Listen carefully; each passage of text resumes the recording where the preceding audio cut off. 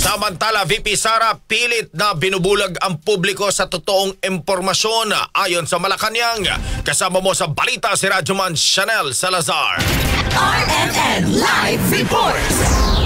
Umalma si Palace Press Officer Claire Castro matapos sabihin ni Vice President Sara Duterte na nakakahiya at nakakabobong pakinggan ang mga pahayag niya bilang tagapagsalita ng palasyo. Ayon kay Castro, ayaw lamang ng Vice Presidente na makinig ang taong bayan sa mga mensahe ng Malacanang dahil dito nakikita ng publiko ang tunay na ginagawa at programa ng Pangulo. Malinaw anya na nais ng kampo ni VP Sara na ilayo ang publiko sa opisyal na impormasyon at umasa sa kumakalat na maling datos at naratibo ng kanilang mga kaalyado. Binigyan din ni Castro na taliwas sa pinangangalandakan ng OVP na maayos at planado ang paggamit nila ng pondo. Mismong Commission on Audit ang nakapansin ng seryosong kakulangan sa pagsunod nito sa batas at sa umiiral na guidelines. Batay sa ulat ng COA, lumutang ang kakulangan sa mga dokumento, kawalan ng malinaw na situation reports, hindi makakilalang beneficiaries at hindi matukoy kung saan at kanino napupunta ang ilang pondo ng OVP. Sa gitna na maanghang na patutsada ni VP Sara na nindigan ng Malacanang na ang tungkulin ng PCO ay maglatag ng tapat na impormasyon at tiwanag sa mga isyong may kinalaman